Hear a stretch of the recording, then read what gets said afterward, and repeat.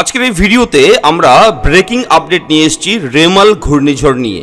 অবশ্যই এই ভিডিওটি খুবই ইম্পর্টেন্ট ভিডিও, কেননা অতি শক্তি বাড়িয়ে ইতিমধ্যেই গভীর নিম্নচাপ থেকে অতি গভীর নিম্নচাপে পরিণত হচ্ছে ঘূর্ণিঝড় রেমাল।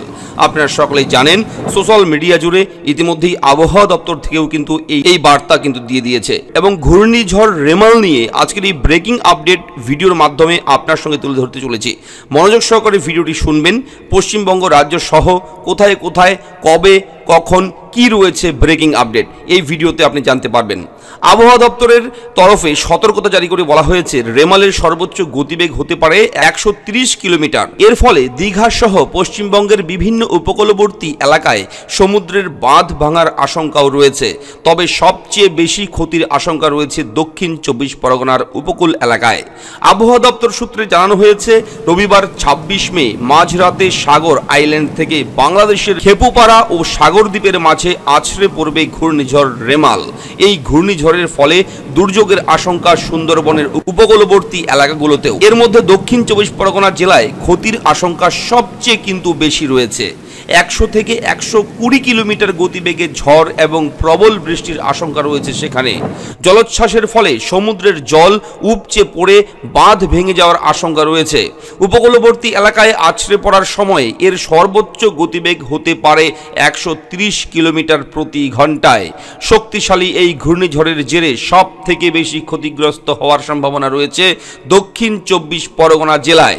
অবশ্যই বলে রাখি, আপনাদেরকে জানিয়ে রাখি, বর্তমানে গভীর নিম্নচাপের রূপ নিয়ে এটি মধ্য বঙ্গোপসাগরে অবস্থান করছে এই মুহূর্তে। আজকের মধ্যেই এই ঘূর্ণিঝড়টি অতি গভীর নিম্নচাপে পরিণত হবে। প্রাথমিকভাবে এটি উত্তর ও উত্তর পূর্ব দিকে অগ্রসর হচ্ছে। শনিবার সকালে ঘূর্ণিঝড়ে পরিণত হবে পূর্ব মধ্য বঙ্গোপসাগরে, এরপর সোজা উত্তর দিকে থাকবে এর অভিমুখ। রবিবার শক্তিশালী ঘূর্ণিঝড় হিসেবে প্রতি ঘন্টায় 120 থেকে 130 কিলোমিটার গতিবেগে আছড়ে পড়ার সম্ভাবনা রয়েছে এর। আলিপুর আবহাওয়া দপ্তর কি জানিয়েছে এই মুহূর্তে?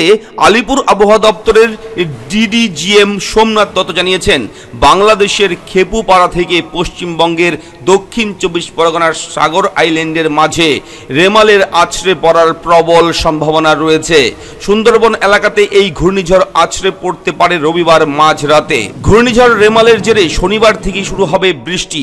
দক্ষিণবঙ্গে দুর্যোগপূর্ণ আবহাওয়া থাকবে রবি এবং সোমবার। শনিবার পূর্ব মেদিনীপুর, উত্তর ও দক্ষিণ 24 পরগনা এই 3 জেলাতে ভারী বৃষ্টির সতর্কতা জারি করা হয়ে গেছে অলরেডি। এবং জানিয়ে রাখি আপনাদেরকে, রবিবার প্রবল বৃষ্টি হওয়ার আশঙ্কা রয়েছে উত্তর ও দক্ষিণ 24 পরগনা জেলাতেও। 200 কিলোমিটারের বেশি বৃষ্টিপাত হওয়ার সম্ভাবনা এক জায়গায়, কলকাতা, হাওড়া, হুগলি, নদিয়া এবং পূর্ব মেদিনীপুরে 200 কিলোমিটার পর্যন্ত বৃষ্টি হওয়ার সম্ভাবনা রয়েছে। 100 কিলোমিটার পর্যন্ত বৃষ্টি হতে পারে পশ্চিম মেদিনীপুর ও পূর্ব 200 কিলোমিটার পর্যন্ত বৃষ্টি হতে পারে কলকাতা, উত্তর ও দক্ষিণ 24 পরগনা, হাওড়া, হুগলি, নদিয়া এবং মুর্শিদাবাদ জেলায়। 100 কিলোমিটার পর্যন্ত বৃষ্টি হতে পারে পূর্ব ও পশ্চিম বর্ধমান, পূর্ব ও পশ্চিম মেদিনীপুর এবং বীরভূম জেলাতেও। তবে জানিয়ে রাখি আপনাদেরকে, দক্ষিণ 24 পরগনা জেলায় দুর্যোগ সবচেয়ে বেশি বাড়তে পারে। ঝড়ো হাওয়ার সঙ্গে হবে প্রবল বৃষ্টিও। দক্ষিণ 24 পরগনা জেলাতে 100 থেকে 120 কিলোমিটার পর্যন্ত দমকা ঝড়ো হাওয়া বইতে পারে। উত্তর 24 পরগনা জেলাতে 100 থেকে 110 কিলোমিটার পর্যন্ত ঝড়ো বাতাস বইতে পারে। আর কলকাতা, হাওড়া, পূর্ব মেদিনীপুর ও নদিয়াতে 80 থেকে 100 কিলোমিটার পর্যন্ত দমকা ঝড়ো বাতাস বইতে পারে ঘূর্ণিঝড় রেমালের প্রভাবে। অবশ্যই এই ঘূর্ণিঝড় রেমাল নিয়ে ব্রেকিং আপডেট যখন আসবে আমরা কিন্তু আপনার সঙ্গে আমাদের চ্যানেলে সেই খবর দিয়ে দেব। অবশ্যই আপডেটগুলো পেতে আমাদের এরা ফ্রেন্ড ইউটিউব চ্যানেলটিকে সাবস্ক্রাইব করতে কিন্তু একদম ভুলবেন না। এবং একটা প্রশ্ন আপনাকে করছি, আপনি কোন জেলা থেকে দেখছেন ভিডিওটি এবং আপনার জেলার, আপনার এলাকার আবহাওয়ার পরিস্থিতি কেমন থাকবে, কেমন রয়েছে, কি রয়েছে আপডেট, অবশ্যই কমেন্ট বক্সে এসে একটু জানাবেন। তাহলে সকলেই কিন্তু আপনার কমেন্ট দেখবে, সকলেই তথ্য জানতে পারবে। ধন্যবাদ।